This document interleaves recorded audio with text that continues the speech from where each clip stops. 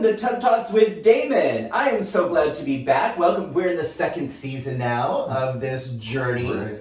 And so David Phillips is my guest today. And David Phillips is an amazing advocate, patient advocate, human being, and just a wonderful person to know. And you have you always have information and resources for people that we may not have otherwise. So I'm really, really, really glad to have you in the tub. Thank you for coming all the way to Brooklyn from Manhattan, because believe it or not everyone knows that Brooklyn is so close. Or there's still sort of a thing about Brooklyn, right?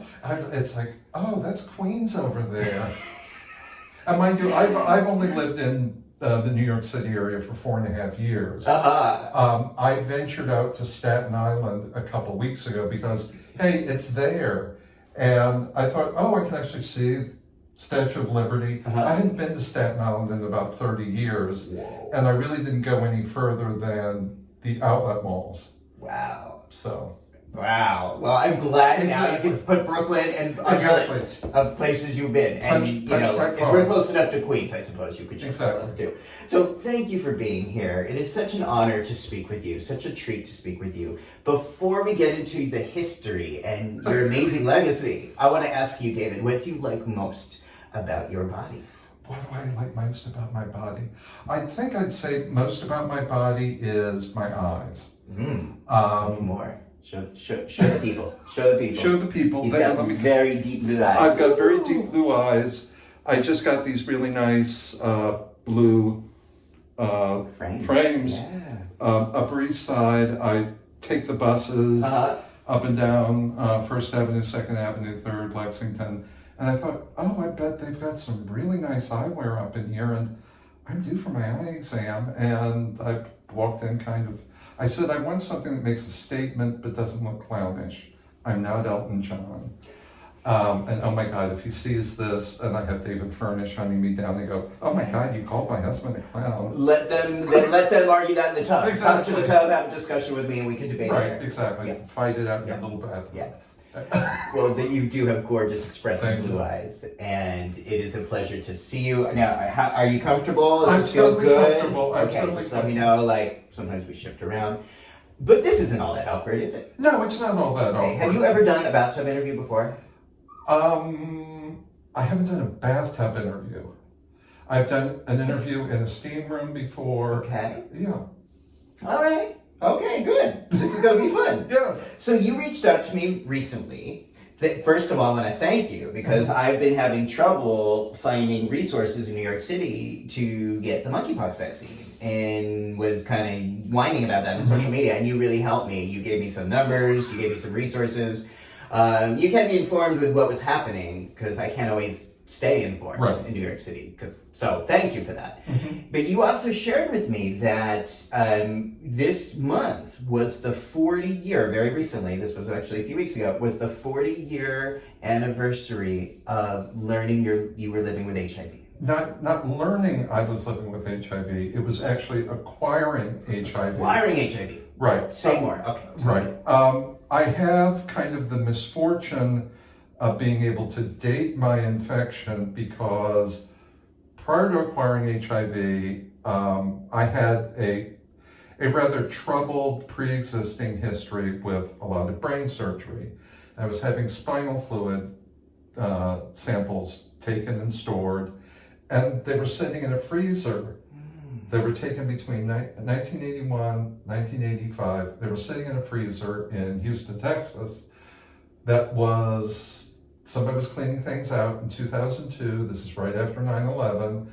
And it was, back then, people checking, does this mean anything? Might this be the last remains of someone?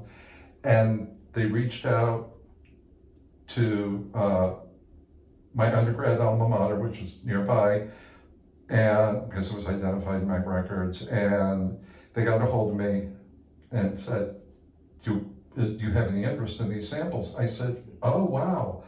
I said, do you think you can test them for HIV? And they said, what?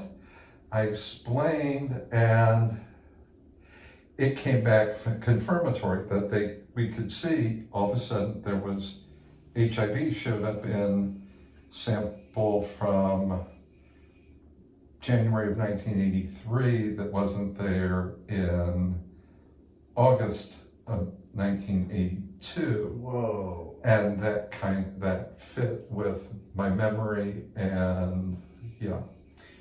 That is unusual to be able to pinpoint it Mhm. so quickly. And are you, based on that, were you fairly aware of the incident or the event that led to that? I have, 10 years ago, I was in the midst of doing a Master of Public Health at the University of Maryland, and I heard about this queer monologues event that they were doing, and I did a monologue in honor of the man from whom I acquired HIV. Really one of the most attractive, hottest men I've ever been with. A Swedish oil man. Oh, we're getting a little tingly. I can think about him really fondly because of the way that he treated me with such honor for my body. And it's just, wow. Yeah. And I don't have any malice about it. We didn't know then. I mean, we were bringing around, oh my God, it's poppers. Oh my God, or something, That we thought it was being transmitted through poppers in 82. Yeah. Right, exactly. We All sorts of crazy things. We had no way of knowing. No way of knowing. And it just so happened, I often used condoms really because I was more concerned about the garden variety STIs, not thinking that this thing was out there. And this was a man, we were doing cocaine and ecstasy before we even got back to his hotel from a bathhouse. Mm-hmm. And,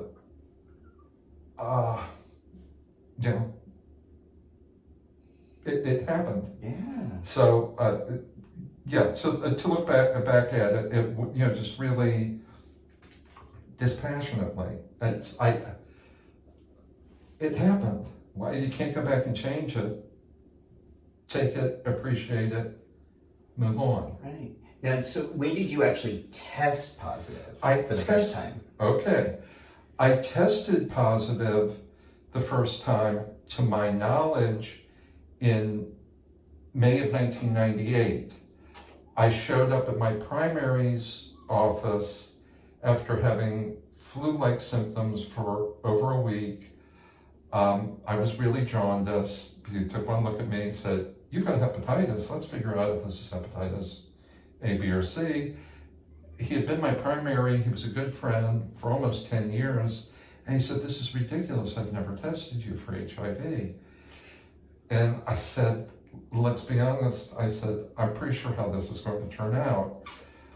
You were pretty sure you were positive. Right, and he said, "That's amazing." He said, "You were just in the hospital a few years before that." I had developed a really bad case of pneumonia. It wasn't pneumocystis pneumonia, it was just regular old pneumonia. My CD4 counts were great, there was no suspicion. Anyway, the test came back positive. The primary, in fact, left the next day for 6 weeks of mission work in Mexico. So I got the result from a gastroenterologist assigned to me for the hepatitis, who had never had to give a positive HRV result to someone, and was in tears on the phone before. On the phone? On the phone. Oof. And he said, he said, "You're taking this so well." I said, "I've been running from this for 16 years. I said, it's good to kind of get it out of the way, and just now I need to deal with this." So that's when I knew. In December of 94, During the last brain surgery up to that point, the surgeon cut himself while operating on me, had me tested. This is the Commonwealth of Virginia. Occupational exposure, there was no requirement to inform me. Wait a second, you're blowing my mind. Are you saying they saw you were positive in 1994? Right. And didn't tell you? And didn't tell me. Alright, this is a new one for me. Okay, I can't, like, what the fuck? Right. Okay, so what was that like to find that out? That I found out several years later after going and getting the hospital record. I mean, is that something one would want to sue for? Or, I mean, it's one of those where I look at it and I go, okay, 1994, what was treatment like? Treatment, it was AZT, 3TC, D drugs. We weren't talking protease inhibitors. And the thought in my mind, all of that time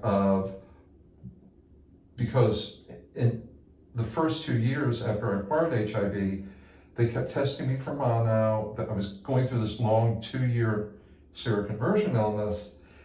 And I just said to myself, if this is what it is, I don't know what would do to my ability to have more surgery. I just don't want it in my medical record. I don't want to know.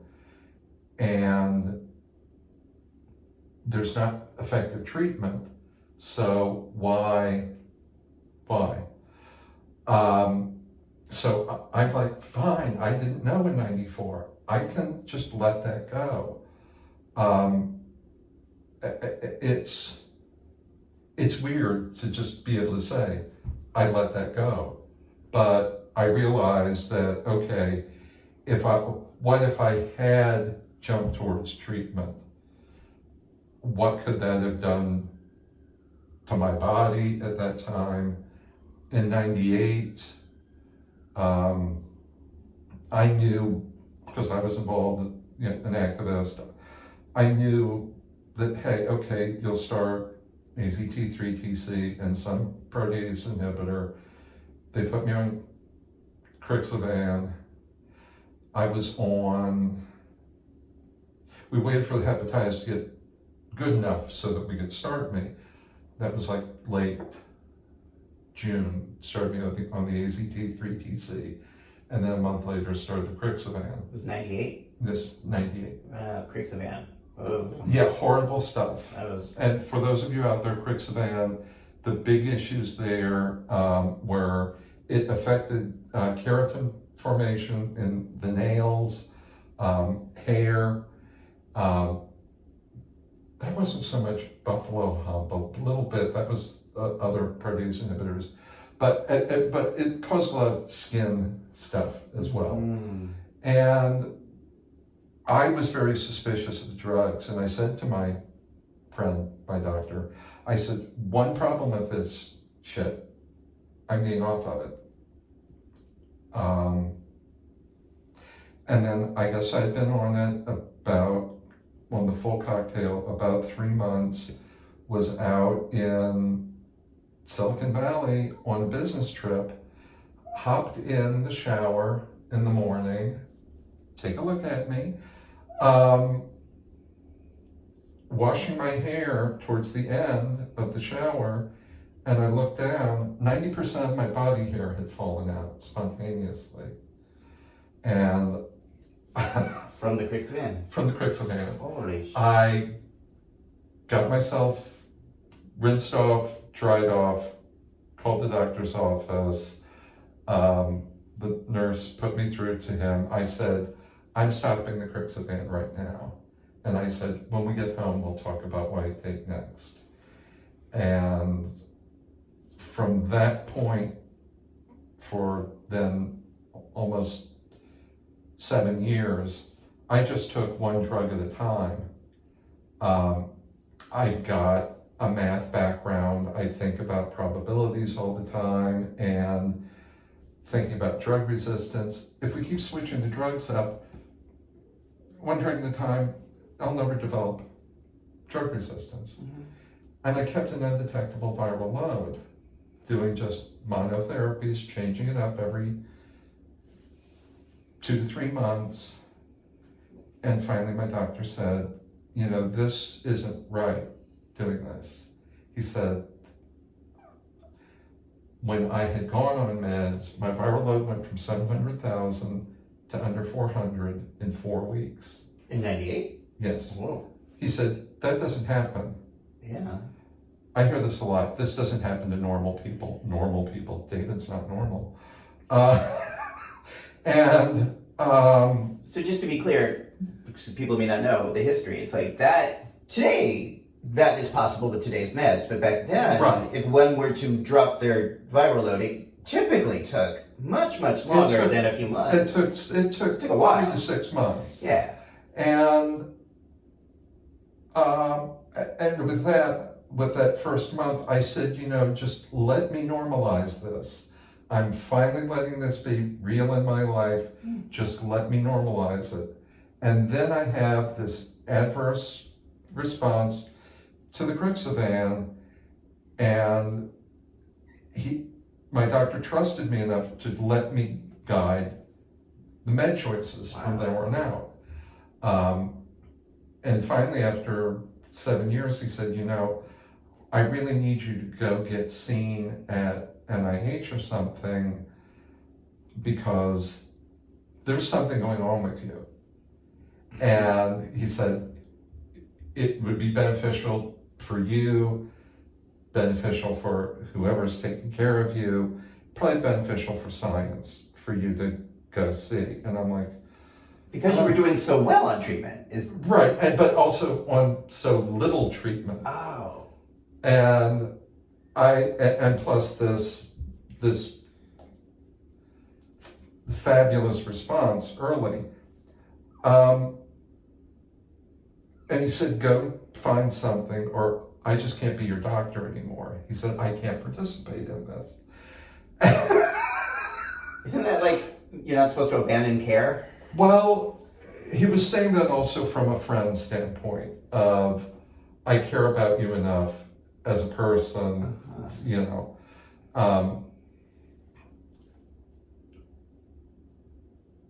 So I found a study at NIH that I went off meds the beginning of October of 2005 to screen into this study. It was using a rheumatoid arthritis drug to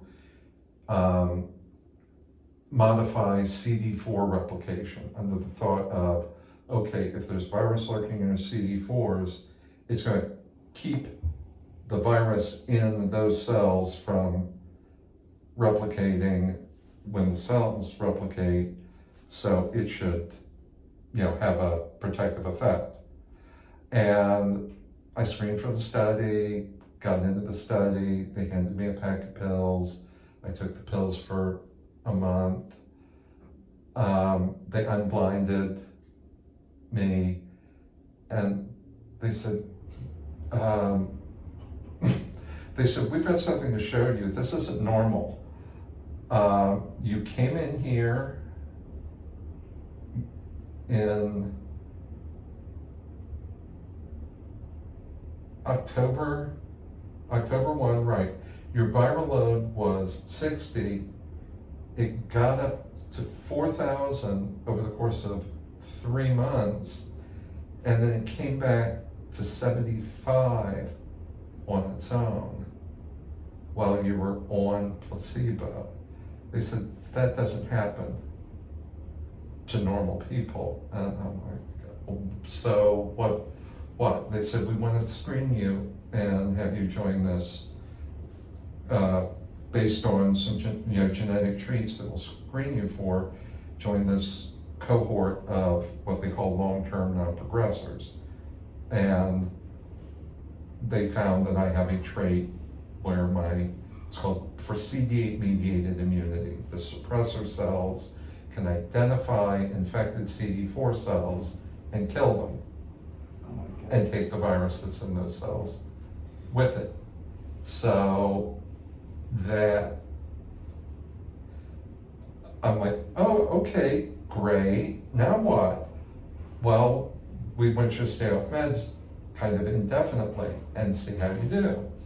So they said, you stayed off meds for 16 years and you did just fine. Let's see how long this goes. So I signed up for it, and, you know, in good health, my viral load stayed like below 100. If I got a cold, it might get up to 1,000. I was fine, it was great. And then in April of 2016, I went in for my annual visit. They said, oh, your viral load actually is now tens of thousands. And the primary investigator for the study said, yeah, this actually happens in people with your genetic predisposition to survival. He said it's about 30 to 35 years, and this immunity just gives up. And he said, we don't know why, but he said, we're just seeing this now. And he said, you know, if you want to let it ride another month, have your doctor see if your viral load comes down. But then, yeah, you probably want to start treatment. And my primaries had always, I was on to maybe my third primary since I was originally diagnosed in '98. But they were always very, you know, you don't see something like that every day. Yeah. And so, you know, it was always odd for them to get involved in managing my care. Now, the question of, okay, getting me on meds, they were more comfortable with that. And we checked the viral load a month later, and it had come down, but not by much. And so I made the decision to restart meds. And it was dramatic that, okay, in '98 when I started meds, I was taking AZT and 3-TC that you took, there were single tablets you took every 12 hours, and then that fucking Crixivan, these big ass horse capsules, there were 3 of them that you took every 8 hours, that you had to have lots of liquid with them, and watching when you were eating around that. It was complicated. And now all of a sudden in 2016, it's like, oh, it's just a single pill once a day. And you don't hear about it. It's not one of those things you hear advertised, but Odefsey, it's 3 drugs in it. And I chose, it was recently started on the market. I chose to go on that, did really well. It's what I'm taking now. I've taken a couple other things in between just to try them out, but it's like, oh, yeah, okay, so it's just like taking a vitamin, and I can't have anything but thanks and relief that it's that easy, really, to manage HIV. It's amazing. It is amazing. How old are you now? I'm 57. Wow. Yeah. So I was 17 and a half when I acquired HIV. I was an undergrad already. I was had cognitive issues thanks to the brain surgery. So I do want to ask about that, because we talked about the intersection where the HIV and the brain issues may have helped or hurt in some ways. Or, right. So that's right. So the brain stuff started when I was almost 15 years old. At the end of February 1980, I was diagnosed with hydrocephalus, secondary to a tiny brainstem tumor. It hasn't grown any in probably 40 years. How does one get a brain tumor at age 15? I mean, there's many ways. I could have been exposed to some toxic substances that could have caused it. Kind of the jury's out on what actually caused that. But that led to, it blocked the flow of cerebral spinal fluid getting out of the brain. And so the spinal fluid built up inside the brain. I was having headaches, vision distortion, hearing distortion. It seemed flu-like symptoms at first, and I was still saying, God, that was weird. Here's this basically adult-looking 15-year-old seeing a pediatrician alongside all these little kids in the waiting room. And I'd been there, flu-like symptoms, once, went back. One of the other doctors took a look at me, looked in the eyes, and could see this pressure on the optic nerve. So they sent me to the hospital to have a CT scan of the brain that showed this enlargement of the fluid spaces. And they kept me, and that was kind of the beginning of it. But the treatment, the standard treatment at that time for hydrocephalus was implanting a shunt made out of surgical tubing, which supposedly your body doesn't react to, with a valve in it. One piece of tubing would go into the interior of the brain, connect to a valve that was typically in the neck or down in the chest. They're actually like doing these surgeries on your brain. Right. Every time they're putting something in there, right. They're opening your brain up. Right, or just, opening an incision out, pulling a tube out, putting it back in. And then a drain that typically was going into the abdomen. I've got a bunch of abdominal scars. I've also got one from draining one in 94 in my chest. So anyway, I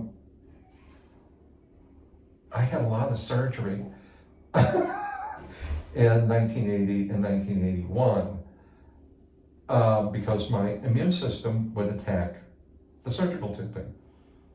It's not supposed to happen. Doesn't happen to normal people. Those normal people, once again. That's That's the theme here, not right? normal. Okay. And but acquiring HIV kind of changed that trajectory. Essentially my immune system had something else to do, and it slowed the pace of surgery. And then I went from November of 84, in fact, to August of 94, no problems. 94, I had a few procedures over the space of 4 months, and then from 94 to 2008. And in 2008, it was the first time it wasn't a crisis.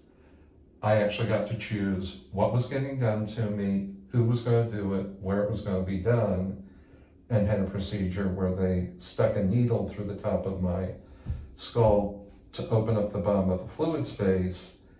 And instead of being in the hospital for a couple days and having a rather protracted recovery, I was in the hospital overnight, home the next day, and hey, I was walking around the neighborhood instead of walking around the hospital floor as kind of my recovery.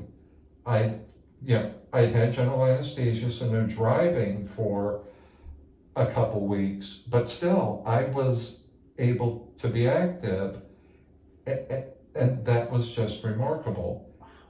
And that happened while I was 2008, I was in the midst of my first master's program in IT management.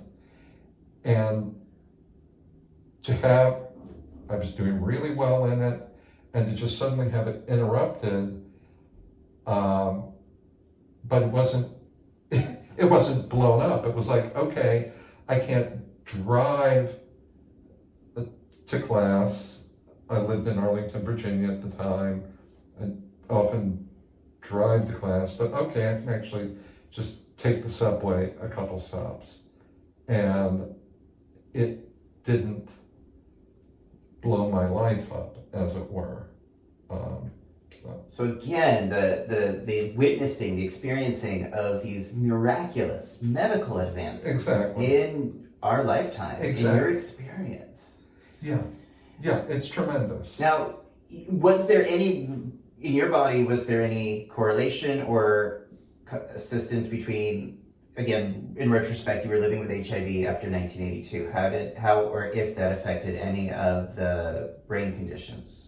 It didn't affect any of the brain condition per se, other than keeping my immune system from attacking those shunts. So it kept the immune system from protecting the shunts. Once you From had attacking. HIV, Right. that actually helped. Right, exactly. And it's like, okay, I wouldn't recommend for anybody with a shunt to go out and acquire HIV. Right. Because, hey. Because you're not normal. Right, because you're probably, it's, the number that they throw out is about 1 in 300 individuals has these protective traits regarding HIV. And so. And in this case, you mentioned before, you had a genetic predisposition to not being a progressor living with HIV and AIDS.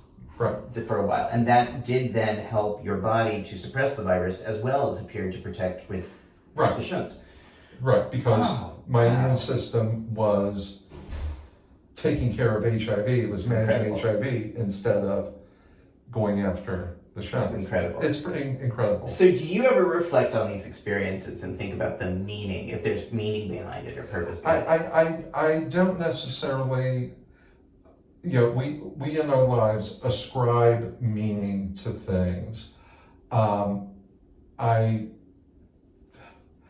chafe at the concept of there's meaning to it. No, there's not meaning to it. I mean, it's all based on who my parents were and who their ancestors were. My parents were really, to be honest, they were two dumb kids. Had no business having a child. My mother desperately wanted to get away from home. My father was a poorly educated Army enlistee from Appalachian, Kentucky, not educated well. They had no business having a child. He got her pregnant, they got married. Okay. It's the genetics there. I didn't do anything for that. All I did was take a lot of choices based on my own fears and my own thoughts about probabilities and my fears and such that got me here. Wow. Okay. Yeah. So there may not be a higher meaning to it. There may not be a higher meaning to it, but I look at it, and in consideration of this,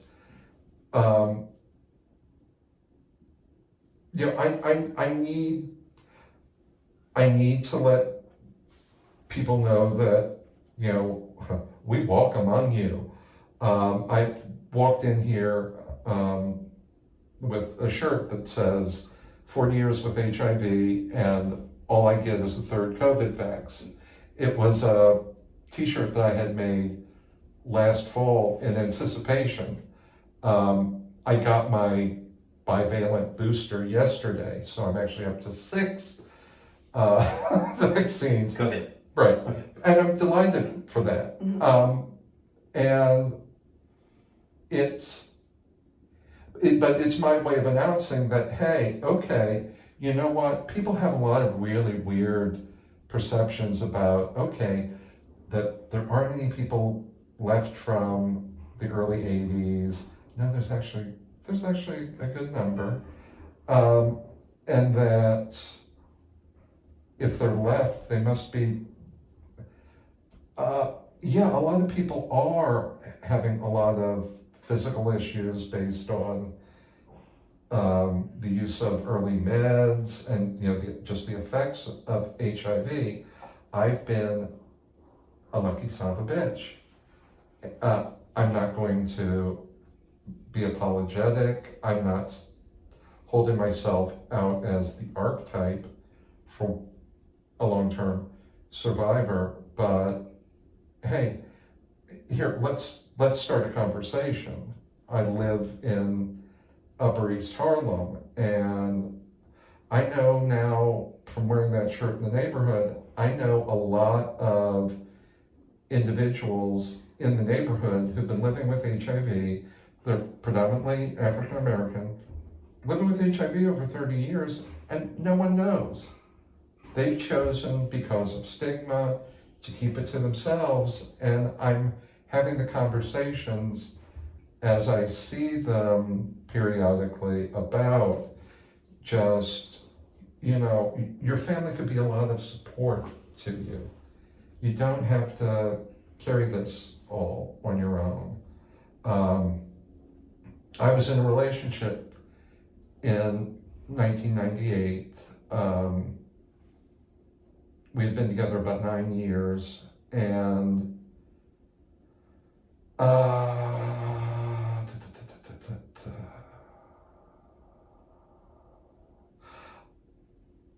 I didn't have a conversation with my family about HIV for about another 4 years after that partner and I split.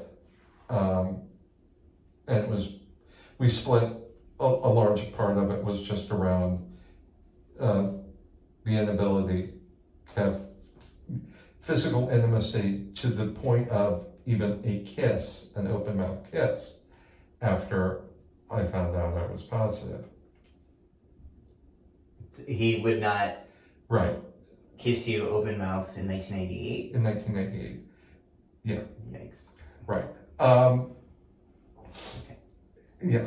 So, and yeah, but, and we're back to being friends now.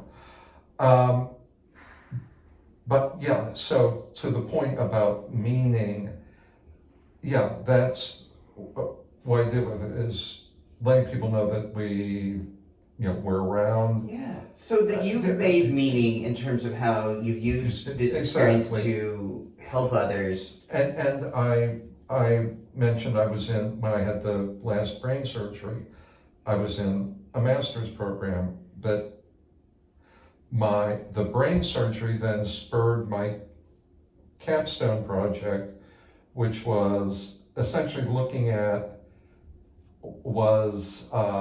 proposing the creation of a machine learning application to help determine the type of treatment people should get for hydrocephalus based on what it was caused by.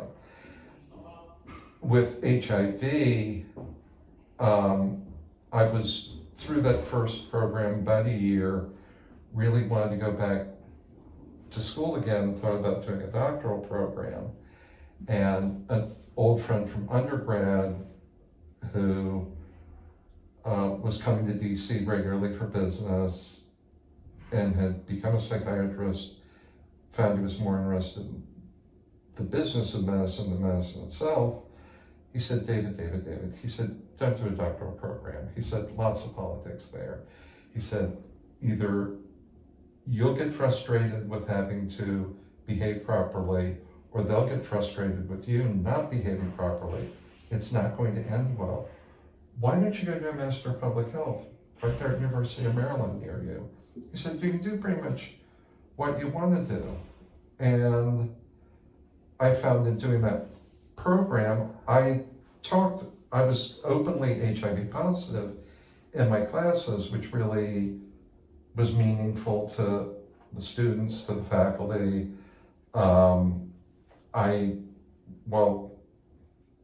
Before I started that program, I started working at the National Institutes of Health in IT.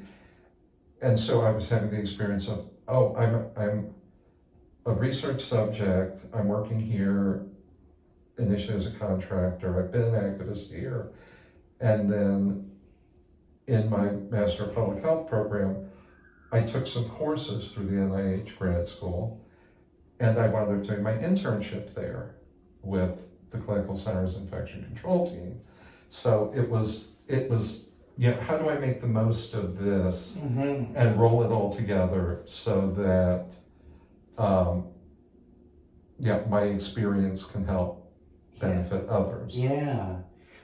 You've been navigating healthcare systems since the age of 15. What would you say to people today who don't have a lot of skills or tools to deal with providers who disagree with them or advocating for themselves with like U equals U or with PrEP? Right. The way I approach it is remember that the providers work for you. I look at them the same. I look at them, they're contractors for my body, like a plumber or, a drywall guy as a contractor for my home. And I can fire you. I don't have to stay here.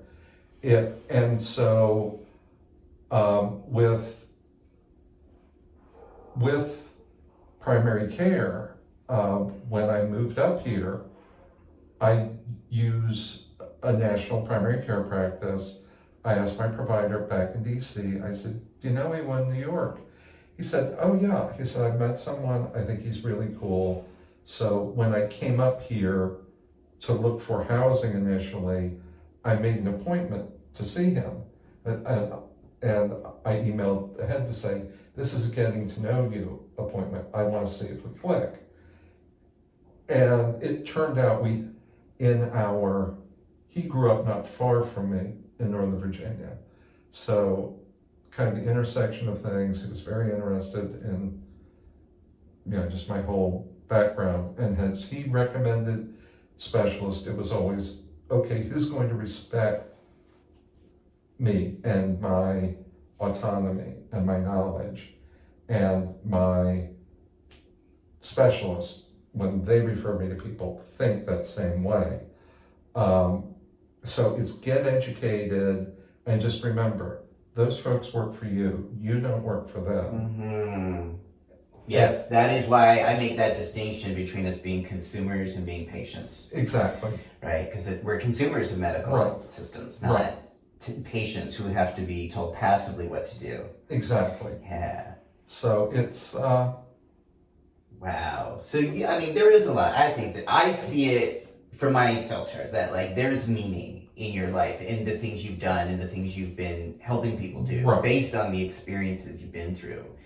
And my first provider who I helped fire when my first semester of undergrad, I went off to undergrad when I was 15.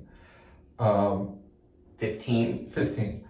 Did you skipped grades? I skipped. I was kind of started early anyway, but then I skipped ahead. I had enough credits. I was like, I'm going to be bored shitless if I stay here. And so I had been looking at starting undergrad early, thinking about for a couple of years, had an academic mentor who kind of led me through the process, who himself had been precocious. And anyway, my first semester, it was November.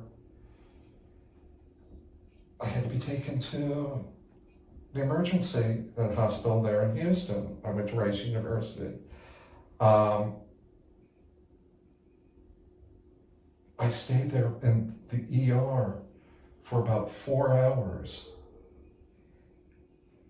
It was obvious I needed emergency surgery, shunt blockage. The surgeon was finishing a golf game.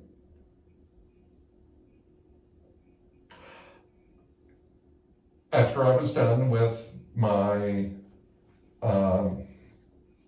my follow-up, I fired him.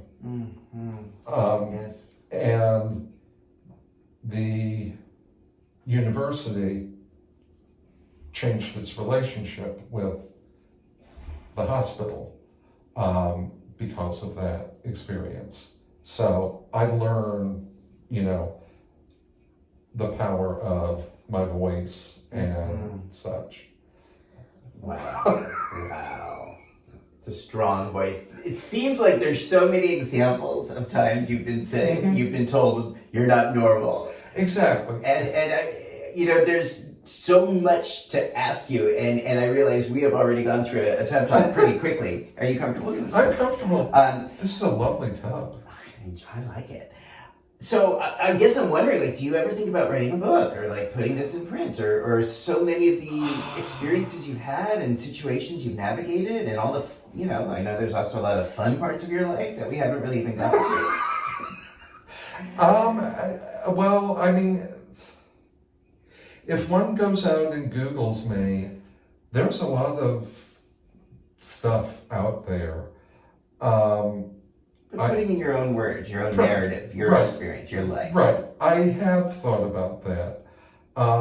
For a couple years now, I've been working on, we didn't talk about this before, although I'm not necessarily a trained musician or a composer, some friends who are in the music business brought to my awareness about 5 years ago. My father was diagnosed with pulmonary hypertension following a triple bypass in late 2015, and essentially spent the last 3.5 years almost of his life drowning to death. Oh gosh. Because of edema in his lungs. And this cycle, he also had Alzheimer's, this just cycling down.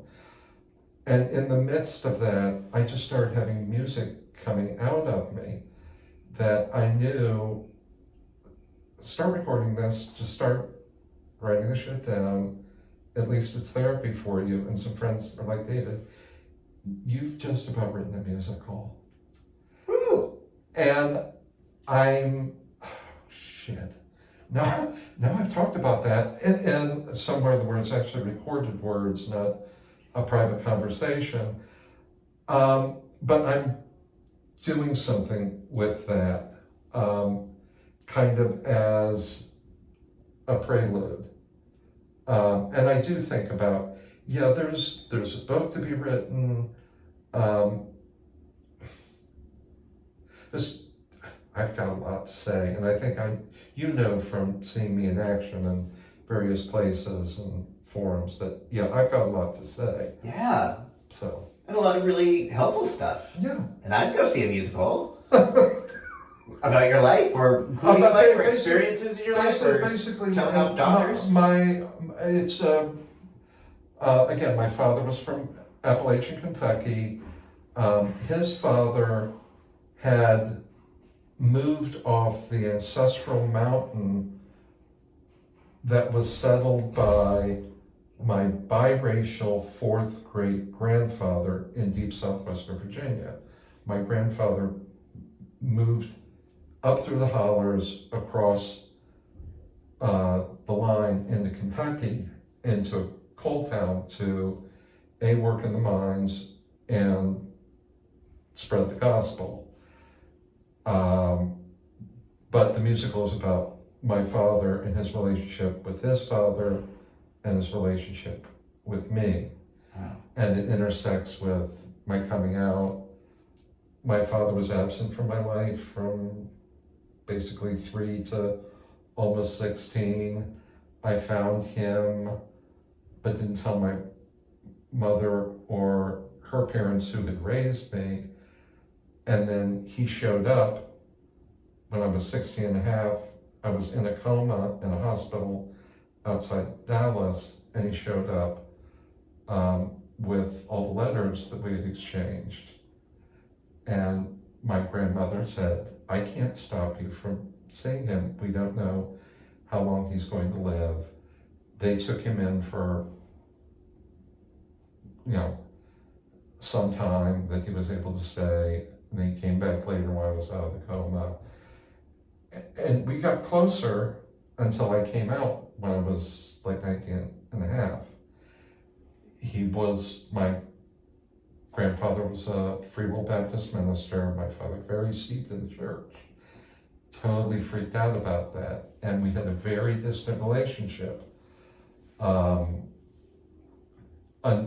Really until his